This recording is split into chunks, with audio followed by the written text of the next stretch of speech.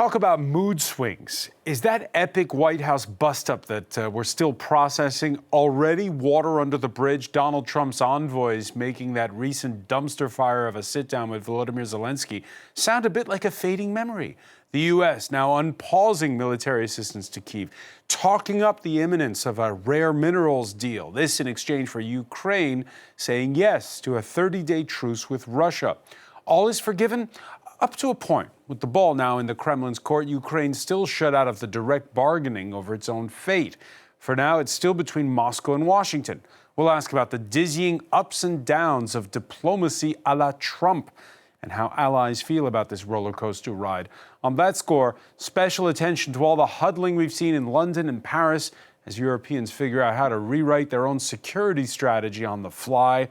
What with a U.S.-led NATO no longer what it used to be. Today in the France 24 debate, we're asking if all is forgiven between the U.S. and Ukraine. We also, by the way, love it when visitors come to town. Attending the Paris Defense and Strategy Forum, where Emmanuel Macron huddled on Tuesday with top brass from 30 nations. Dmytro Zalotukhin, advisor to the Minister of Culture and Strategic Communications of Ukraine. Thanks for coming all the way from Kyiv. Thank you for having me. Thanks as well to Guillaume Lesconjayas, Associate Professor at Sorbonne University. Good to see you. Thank you. Making the trip, he's a Canadian in Berlin, Yann Saint-Pierre, CEO of the Modern Security Consulting Group. Thanks for being with us here. Thank you. And Anton Kozlov, Director of the International Center for the Study of Eurasia. Welcome, sir. Thank you. Your reactions on the hashtag F24 debate. The ball is now clearly in Russia's court, tweeted Emmanuel Macron after Tuesday's meeting in Jeddah, a sentiment echoed by the Ukrainian president. Today, everything depends on whether Russia wants a ceasefire or if it wants to continue the massacres. Everything depends on Russia. America made its position clear. We have also made our position clear, without diverging interpretations and in a very direct way.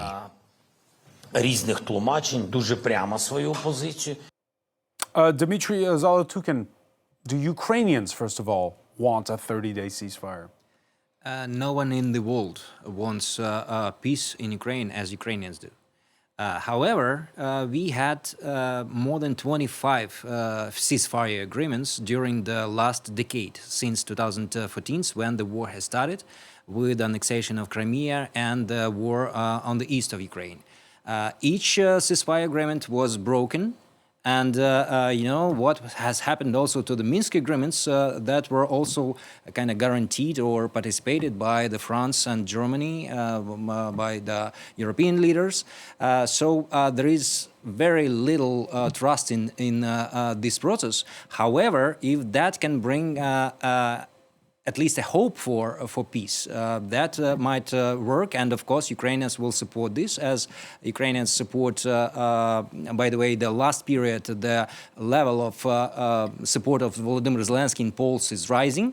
After he was obviously attacked. So I think that everybody is going for this. However, there is very little trust about the real peace. The ceasefire agreement can be there, but the real peace is far from being expected. Guillaume Lesconjayas, you heard that clip of Volodymyr Zelensky. He goes on to say, if they don't say yes to this 30-day ceasefire, then I'm calling on the U.S. to have a strong response.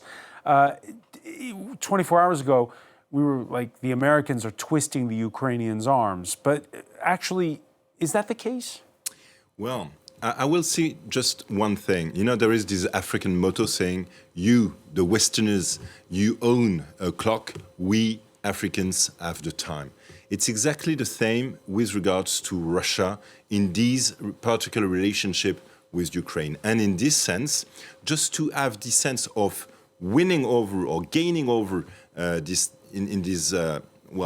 strong arm issue between Ukraine and the US, Ukraine has more than a lot of interest just to ask the US to give them a maximum support to at that time, strong-arm Russia. So there is some kind of an inversion of trends, trying to put the responsibility on Russia's shoulder now. They are the invaders. They should be the one in charge of at least going towards the truce. If they don't, actually, then Zelensky will have an additional end, as if he was playing poker, with regards to the US, in saying, well, you know, and you see that you cannot trust Russia. So give us ATACMS, give us long strike and deep strike capacities, and we will do the rest. The reaction from Moscow so far, and we haven't heard from Vladimir Putin, has been, well, let's have some one-on-one talks with Washington. The Kremlin taking its time in its response. Does the Kremlin, as Guillaume was saying there, have time on its side? Well, I think they have time because apparently the Ukrainian troops now are leaving the Kursk region, apparently. And clearly Putin feels that he's got the upper hand. However, I think it is quite clear that Russia is tired of this war. He knows that, more or less.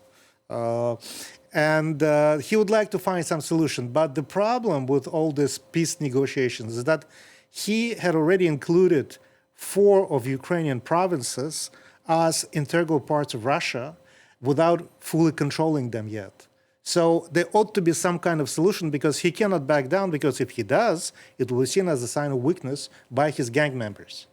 And they won't be very happy about it. And what are Russian milibloggers saying on this? Oh, those who support, I mean, the majority of those who back the war, they're very unhappy about the fact that, first of all, they don't trust Trump. Second of all, they're not happy about any ceasefire. Most of them are they're ultra-nationalist, and they want to go all the way to take Kyiv, to take Odessa. They don't care that much about Western Ukraine, but whatever is Central Ukraine and Eastern Ukraine, they want that. And he promised them that they will have that. So now they want all of it. All right. Europeans, by the way, in their reactions have been calling, and this is what you were alluding to at the beginning, or explicitly stating, strong security guarantees. Now listen how the U.S. Secretary of State, Marco Rubio, spinning it this Wednesday when asked if a rare minerals deal means that in exchange, Washington guarantees Ukraine's defense.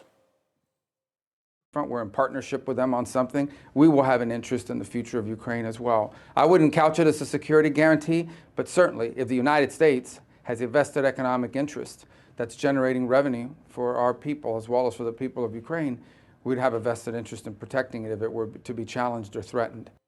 So it is or it isn't a security guarantee, Yann Saint-Pierre? It's a security guarantee as long as it meets the U.S. interests. And I think that's probably one of the rarest and honest answers provided by an official of the Trump administration, saying, as long as there's something in it for us, we're willing to invest the resources, the stream, the flow of it all to us, as long as it sustains our interests and meets those targets. That said, if that changes, then there's no such thing as a security guarantee. So it's not a real guarantee. It's a business deal in that sense. Is it a business deal, or is it all a bit of theater, really, this minerals deal? This is theoretical, a lot of these rare earths.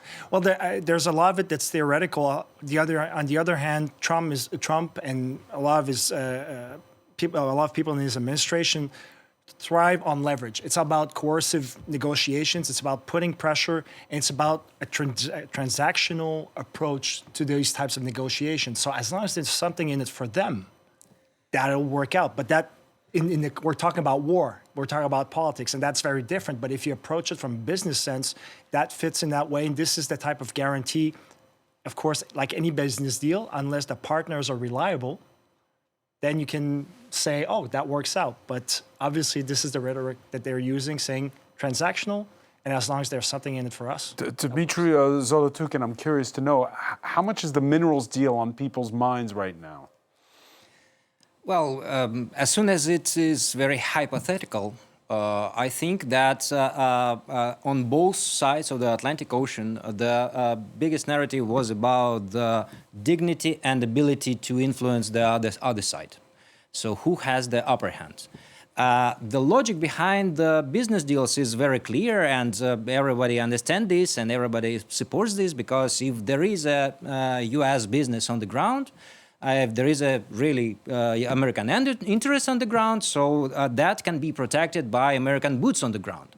However, there is another experience which says that in the east of Ukraine, that was where the war has started in the 2014s, there also were the drills and the companies of the US and Canada working on the Ukrainian raw materials, on the gas, on the hydrocarbons, and they all disappeared because everything that was captured by Russian troops and the Russian army and Russian proxies. And plus, you can also elaborate on the Black Sea abilities to find the oil and gas and the shelf resources that are also can be of the interest. And there also were different negotiations about the ability to to invite the investment from the West, the US investment, the Western European. So the dialogue is obvious, but there is very little visibility of the real guarantees, which in my humble opinion, it boots on the ground guarantees. When the real cavalry is coming, if something is bad with the business. And that is like full of doubts. Yeah, the Ukrainians, by the way, confirming that what Anton Kozlov was saying, which is that while all this is happening, Russia piling the pressure on the Kursk region, the border region partially seized by Ukraine as an eventual bargaining chip in talks last August. Russian forces claim to have entered the town of Sudzha, but the Russians also given food for thought. Before Tuesday's talks in Jeddah, Ukraine launching massive drone barrages deep inside enemy territory itself, hitting Moscow. Let me ask you, Guillaume Lesconjayas, who's got more leverage at this point? Well, actually, nobody knows. There is only one thing. For the moment, on a pure military basis, Russia has gained, since a couple of months now, the initiative. It has gained the initiative because partially, not just the Europeans, but the Americans stopped during a couple of weeks the packages of ammunitions, and the Europeans couldn't make it up just to be a credible substitute. So they have gained militarily some kind of an upper hand, which literally has been just moving forward slowly with high losses. Nevertheless, they have been able to regain a bit of territory. Second thing is that every camp, every Ukraine and the US and the Russians for the moment need to gain something prior to the start of some kind of ceasefire, because the ceasefire will literally freeze the front line, might just freeze the operations for a couple of days, couple of weeks, maybe a month, but it will only be winning and gaining more time for both sides to rearm, re-equip, replenish. So therefore, they need to gain something. That's why for the last couple of days, couple of hours, you see this intense pressure in Kursk, and there is a strong risk that the last possibility of Ukraine having something real to negotiate with Putin might be lost. And I do still think that Ukraine should still maintain this kind of pressure, because it's something that is unacceptable to Russia and that could lead to a real leverage. If you don't have this, that will explain why, for the moment, Russia is willing to gain time. And this minerals deal, just a quick word on that, is that a sideshow? For me, it's, as Jan said, it's something that the US have interest into. For the moment, it's very hypothetical, and I will be very much on the same line with Dimitri. We were there in 2014. We went there years ago, and it did not change the Kremlin's big plan to invade Ukraine. So it's not enough. You need boots on the ground, not just Americans, because I believe that the Americans probably will not go there, but at least Europeans. All right, in a paper entitled The Danish Straits Conflict and the Coming War, Anton Kozlov, you argue that NATO can really tighten the screws on Russia where it hurts most, and that is oil, what with the oil exports that can no longer go through the parts we're seeing on the map here. Right. Well, I think if the EU and the NATO, they really want to choke the Russian shadow fleet and all the commercial traffic that go through the Danish Straits, they can do that, except that it requires political will and willingness to confront the Russians, because they do have the Baltic fleet. They do have military means, but I don't think it's gonna. I mean, personally, I won't put on a real war. I don't think it's going to lead to a war. But I think if the West really want to impose sanctions, they can do the banking sector, the oil sector, because what we have seen before, I mean, until now, it's very mellow, I think. It's something that, yes, it hurts, but it doesn't hurt that much, Emmanuel Macron so far resisting, and they're talking about in Parliament today a resolution in favor of seizing not just the interest of the Russian assets that they're holding, but actual those assets proper. You favor that? You well, think that I personally, I think we have to keep in mind that once this war is going to end, there are going to be lots of lawsuits coming from Western companies, Ukrainians, because Russia destroyed and basically turned into ashes a lot of assets, a lot of wealth in eastern Ukraine, in central Ukraine. And I mean, think about Mariupol and those metallurgical plants in Mariupol. We're talking about billions of dollars. So somebody will have to pay for that, one way or another, because we're going to have those lawsuits. So I think we have to keep at least part of those assets, when they will have to pay. Dmitry Zolotkin, you agree with this? Well, the big concern about this is not only Ukrainian and European companies will chase for those funds, but also American and others. This is why President Volodymyr Zelensky keeps repeating that the reconstruction period and the ability to participate in the processes after the war will be only for those countries who supported Ukraine, which is kind of logical and justified. However, we're talking here not about the funding, not about the assets, but the human lives. And it would be more justified if we would talk about the restoration of the life for Ukrainians, including those who fled to European states. And thanks to the hospitality and thanks to the political will of the Western Europe, they stay some secure, not maybe psychologically secured, but physically away from the war. However, in my opinion, this is the issues of the second step, the second grade. For this moment, we are talking about the same situation that we have in the last decade, and keep repeating this, that the keys to the peace are lying in the Kremlin. They're not going anywhere from the Kremlin. The only key for the peace is in the Kremlin, and still we do not have the leverage how to get this key to open this door to the peace. And you heard Guillaume Lesconjayas earlier mentioning that pause in the delivery of ammunition, for instance, which was felt on the battlefield by the Ukrainians. Now, after Tuesday's sit-down in Jeddah, the United States immediately restoring intelligence sharing, including use of Maxar technologies, high-resolution satellite imagery. Poland's foreign minister, Radek Sikorski, who had received the visit of his Ukrainian counterpart, Andriy Sybiha, on his way home from Saudi Arabia, confirming that weapons are again going through, and that Kyiv again has access to Elon Musk's low-orbit Starlink satellite provider. Reminder that just this past weekend, there was that spat where first Sikorski corrected Marco Rubio over who shares the burden on Starlink, saying his country spends about $50 million a year in dollars. Starlinks for Ukrainians are paid for by the Poles, he said, which in turn prompted Elon Musk to tweet, you pay a tiny fraction of the cost. Be quiet, small man, which was a bit of a shock. Jan Saint-Pierre, a guy who says, be quiet, small man, has all this outsized power when it comes to military intelligence?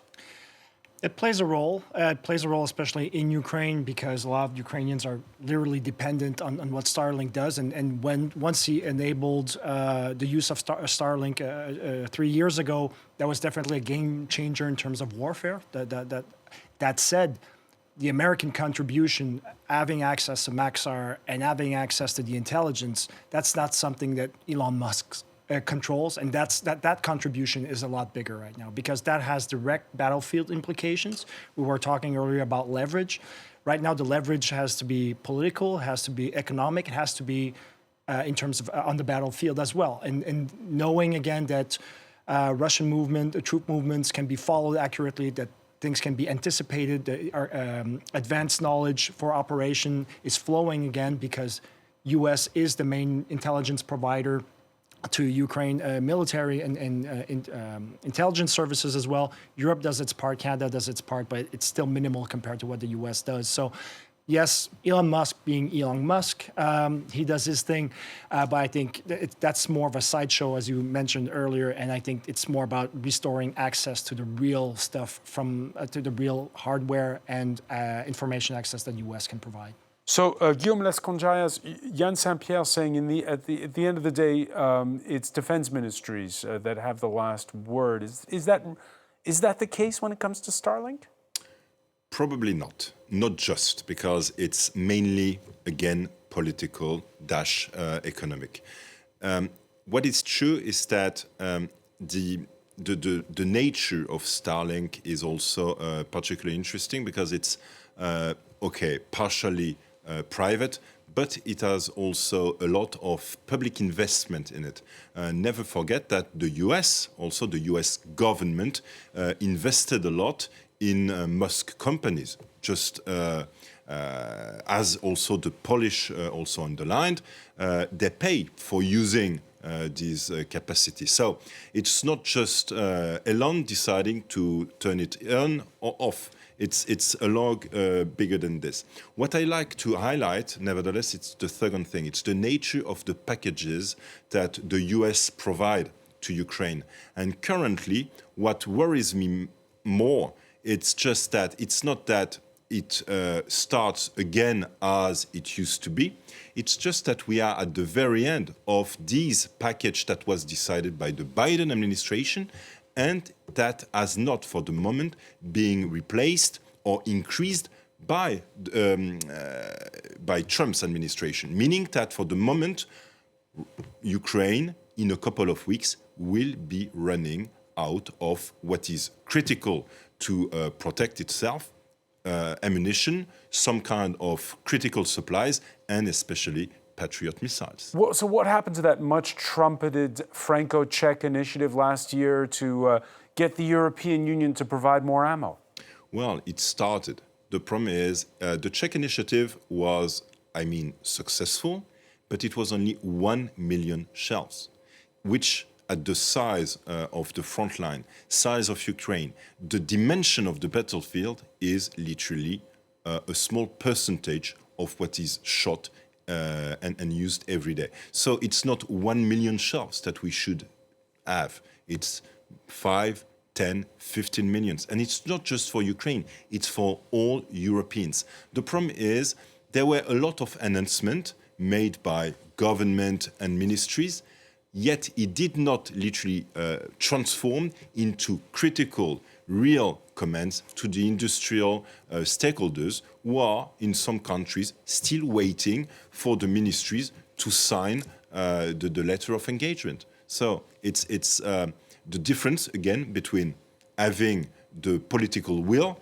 and then having the money check. Which brings us to this Paris Defense Forum that you're attending. And, it follows up the one from Munich. This time there's no U.S. vice president. Is there a sense of urgency? Is it there? Do you feel it, Dimitro? Well, I'm trying to put it very correctly and smoothly, but we feel the sense of urgency. The only question is whether this sense will be converted into real actions, because we feel the sense all these 3 years when Ukraine is paying with blood for the ability for the European countries to get together and decide whether we engage or we're not engaging. So basing on this experience, there is a real concern whether this sense that it's existing. I see that people talking much more harshly than they did before. But the real concern is whether these talkings will convert in some real actions and some real political decisions that will bring the necessary ammunition and necessary actions and politically oriented agreements and the actions to real battlefield. Now, this forum opened, Yann Saint-Pierre, with the French president meeting with some 30 chiefs of staff, most of them European, but you also had, for instance, the Canadian chief of staff. Kind of sounds like a NATO meeting without the United States. Yeah, that's definitely a NATO -1+3 because the Japanese were invited, New Zealand, Australia as well. So it's one of those particular meetings. But I think it's a very positive sign in that sense. And I totally agree with you that there's been a lot of talk and little walk the last 3 years. But what's come out of those meetings, I'm very curious about the results of the E5 meeting today, the defense ministers meeting here at Val de Grace. But I think what was interesting is seeing the assertion. I think the example of the Dutch defense minister yesterday was very vocal about being engaged. And when you have a country like the Netherlands saying, no, we really need to up our game, it's to the benefit of Europe. You have then Canada will follow with that as well. But the problem with Canada is it's a transition to government right now. The same thing with Germany. So that is obviously a problem when you're talking about still two significant contributors to NATO. And so, yes, good meeting yesterday, but it does have its weak points. It does have its weak points. The Germans, who are right now in an interregnum, since they're going to have a new coalition government soon. The outgoing defense minister here in Paris, Boris Pistorius, who is somebody who's in favor of ramping up the defense spending like you asked for it. Oh, yes, he is. And so just the thing is, when you analyze the coalition system in Germany, most of the time, the junior partner gets, most of the time, the Ministry of Foreign Affairs. For the first time, probably in German history, he might get the Ministry of the Armed Forces, which proves that, you know, the so-called Zeitenwende, the change, the transformation of era that happened in 2022 is here and there. The problem is it will take, again, a couple of months. Let's say 4, 5, maybe 6. And we cannot afford that length of time. That's the problem. For Europe, it's not just the political will. It's political will plus the accelerator. If I had, and actually I might just say this, if I had like gained 5 cents every time I heard since 2014, it's a wake-up time or wake-up call for Europe, well, I might go at the Ritz then. It's again, always too little, too late. Anton Kozlov, have times changed or not? Well, I think they did, and they are changing, but it's not because of the war. Primarily, it was because of Trump.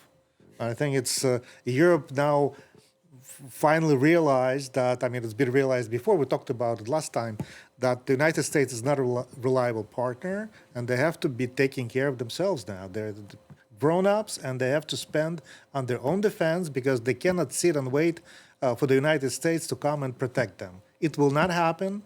And going back to the those rare metals deal, I think the United States, even if they invest, I wouldn't bet a dime that they're going to go and protect their investment if the Russians come. And yeah, Yann Saint-Pierre mentioning that the country of honor at this year's Paris Defense and Strategy Forum is the Netherlands. The defense minister, Ruben Brekelmans, who warned that Europe simply can't guarantee its own security without the United States right now. And even though France recently sold the Dutch Barracuda submarines, the country's fleet of F-16 and F-35 fighter jets, a reminder that the Netherlands is not an outlier, but actually the norm among NATO members. Yann Saint-Pierre, in your native Canada. We had our correspondent on Tuesday saying before it was a joke if someone was saying, "Oh, U.S. might invade." Now they're taking it seriously. Canada, in the same position as the Netherlands, heavily dependent on U.S. hardware. Yes, I mean, just NORAD plays a big role there for us. Even when I was growing up there, 30, 40 years ago, the motto was always, we don't need to arm up that much because we have the U.S. and the famous Monroe Doctrine that applies from the Arctic to the Antarctica. In that sense, the U.S. will be there to protect us. It's the big brother, or it's the benevolent neighbor. But that's changed. Obviously, we saw it in the leadership campaign for the Liberal Party recently. A lot more aggressive rhetoric opposing the U.S. I'll add to that, Doug Ford, the Prime Minister of Ontario, was very belligerent in his tone regarding the U.S. and the tariffs. And right now we're seeing a rediscovery of Canadian patriotism, Canadian pride, and that plays a role in defense as well. Because for the longest time, Canadian armed forces were about peacekeeping troops. It was about Afghanistan, Kosovo, Yugoslavia, war in ex-Yugoslavia. Now there's a sense that, okay, Canadian defense needs to be part of something bigger, and something not to forget. Canada and the EU now have a free trade agreement, or they're still trying to finalize it. That plays a role as well. So if Europe needs help, Canada could be a willing partner, probably more along the lines of the Netherlands, but having an assertive and willing partner is already a lot more than someone that's passive. So in your discussions, Guillaume Lesconjayas, with different military types the last couple of days, and what's highest on their mind right now? Is it trying to come up with some kind of way to do joint procurement? Is it Ukraine? Is it how to deal with Donald Trump? What's number one on everyone's lips? Well, the first thing is, I would start with how much money at the end of the day, because it all ends up with we need to help and arm Ukraine. Okay, that's one thing. But at the end of the day, we will not be able to do anything if we do not have the start of the first euro to deal with this. And I would just focus on what von der Leyen announced when she launched this, rearm Europe plan. It's virtual money for the moment. These 800 billions are, just a fantasy for the moment. So for the military is okay. It might just flow at once, but when and with what strategy? Because it's good to have money, but then you need also to streamline it into something that is called strategy. What is our strategy vis-à-vis Russia, vis-à-vis Ukraine, vis-à-vis the US? And our old strategy in the European Union dates back to 2016, EU Global Strategy. We came up with the Global Compass 2022. Problem is the Global Compass, just one thing. You have a total of 5,000 men being able to be deployed on whatever operation. 5,000 men for a continent of 500 million inhabitants. That's, ludicrous. So, Dmytro Zolotukhin, let me ask you, the lesson learned from the last 3 years on the battlefield, if you're asking about how to spend the money, since we've seen low-cost drones are able to be used on the battlefield, where do you put that money? Well, first of all, in my opinion, money is not the key, because you cannot just throw money into your enemy and hope that will kill him. You need the industry, and you need people that really create these drones, FPV drones, by their own hands. And Ukraine is ahead of the whole world that's providing this in the cities, in the suburbs, and sometimes we have even the projects that involve teenagers into how to create it, of course, without any explosives, without any military stuff, but about how to think about engineering, how to develop the stuff to make it by its own hands. So it's about foreseeing the infrastructure. And I think that this is the key, because I always, not for the last 3 years, but also for the last decade, I was trying to convey people that Ukraine is not a problem. Ukraine is a solution, because all this experience Ukraine has on the battlefield we are just walking on the gold. And this experience costs much more than $800 billion or euros. And it can be provided to those countries who are willing to support Ukraine, well, partially for free. So we should not ask for money or even for weaponry. We should trade what they experienced, what they had. Because Ukraine is literally the shield of Europe, and it can be so. And I'm hoping that in terms of the European integration, we are heading the much more, zoom out and understanding the strategy. I'm totally agree with Guillaume saying that I was also analyzing the European strategies towards Russian Federation, for example. I haven't found one of them. So when there would be a real visibility that will be supported by the real political decisions and actions, but not just talkings or sense of the changes of the world, I think that this is everything very, very possible. But that will require certain sacrifices from the both sides. What Ukraine has certainly proved is that determination counts for a lot, especially when you're facing an existential threat. Here in Europe, and we have around this table a panel which is in favor of supporting Ukraine. There are those spooked by the prospect of war. Now, since all of Europe gasped in horror watching Donald Trump use Kremlin talking points on Volodymyr Zelensky, France's far right has radically toned down its pro-Kremlin vibe in the morning talk shows on the radio, all the while accusing President Macron of playing on citizens' fears.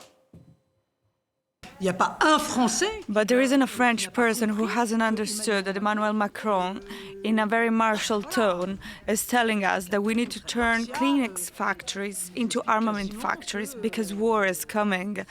That's what we understood from his speech. And then actually, no, that's not exactly what he meant to say. He behaves as he usually does. He makes a very shocking statement, and then he sends his minister to put out the fire.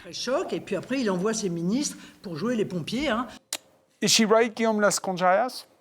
Well, that's Marine Le Pen. She has actually to also be vocal vis-à-vis constituents, but her constituents, surveys suggest, actually are shocked by what Donald Trump did. Well, there are two things. First, the far right in France is basically divided into 3 to 4 various camps. There are at least two that matches, those that are violently anti-Americans and those that are violently supporting Russia or being fascinated by Russia just because of the idea of the strong man. So it's not Russia because of Russia, it's Russia because of Putin, of the strong male, white male. So it could be exactly the same with Donald Trump. However, there is a sense of fear, not just because of what Marine Le Pen says, it's also because it's the tone that Macron adopted last week when he made... It was a primetime address. Yes, 20 minutes address to the French,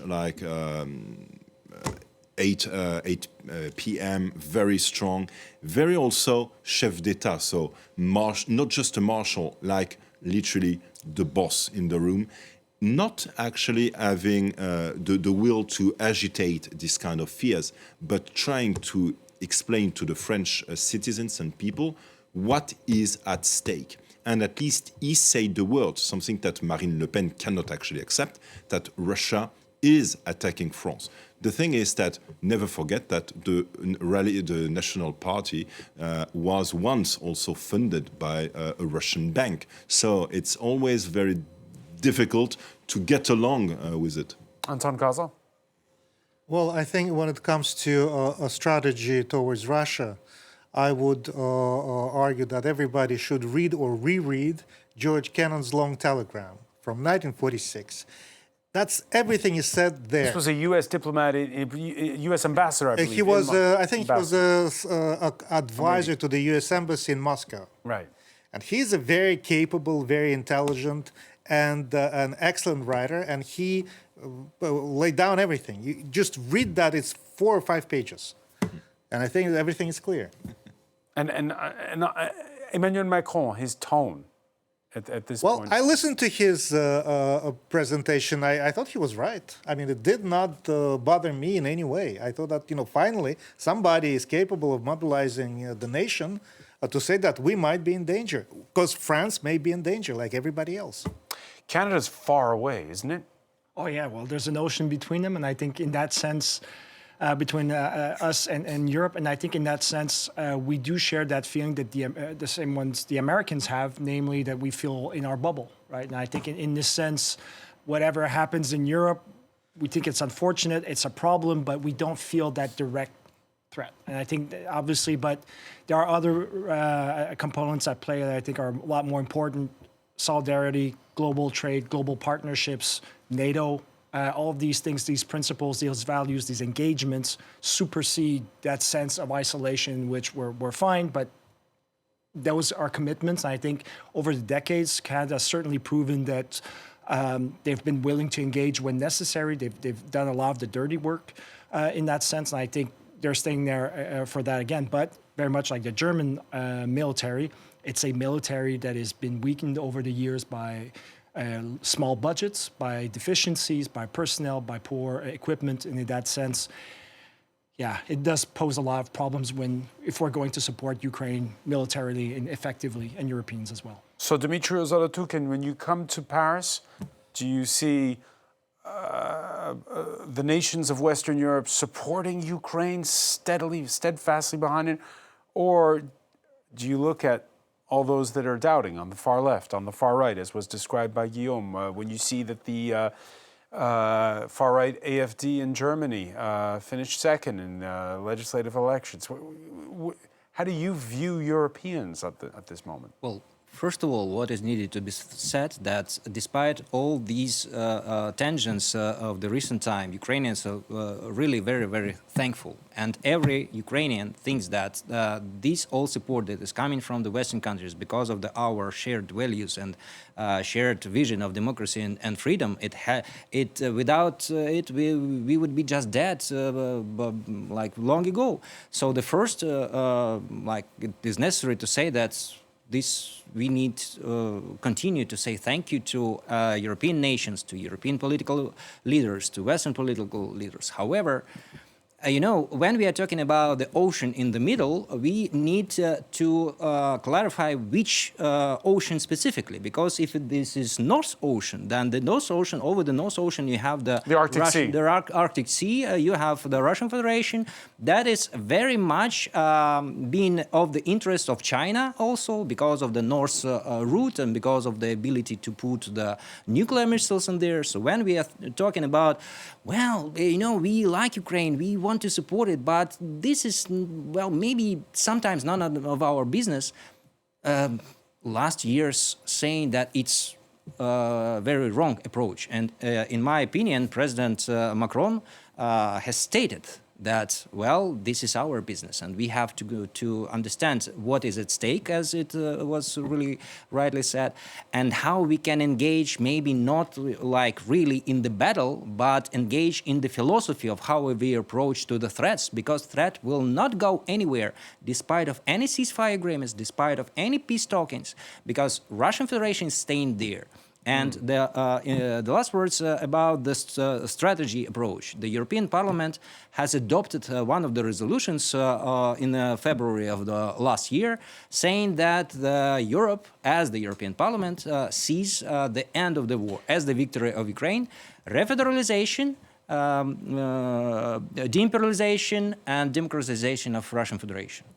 All right, we'll have to leave it there. Dmitry Zolotukhin, we thank you so much for making the trip all the way from Kyiv. I want to thank as well Guillaume Lesconjayas, Yann Saint-Pierre, Anton Kozlov. Thank you for being with us here in the France 24 debate.